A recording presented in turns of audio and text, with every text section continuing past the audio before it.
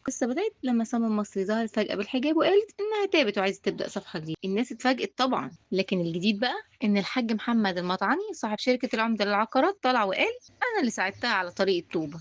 وقال جملة قوية جدا: لما ساهم في توبة واحدة أفسدت ملايين الشباب ده في حد ذاته أعظم جهاد. لحد هنا القصة شكلها مؤثرة، بس تعالوا نكمل. الحاج بيقول إن سما طلبت منه إنها تعمل دعاية وهي لابسة الحجاب مقابل 50,000 جنيه، وبعد ما وافق لقت الترند مولع فطلبت فلوس زيادة، ولما رفض خدت ال50,000 ومشي وراحت تجري تشتغل مع المنافسين. والحاج بنفسه قال في ناس كانوا محذريني منها وقالوا لي دي رقاصة، بس أنا كنت واثق، وللأسف الثقة ما كانتش في محلها. وفي الآخر ختم كلامه بالمثل الشهير: يموت الزمار وصوابعه بتلعب. السؤال هنا بقى، هل اللي حصل ده توبة بجد ولا مجرد ترند من سما؟ قولوا لنا رأيكم في الكومنتات. هي خانت العهد، هي حقدت، بقت كل شويه انا عايزه فلوس. قال لي دي رقاصه، رقاصه لفحت الفلوس، وزي ما قلنا يموت الزمار وصوابعها تلعب.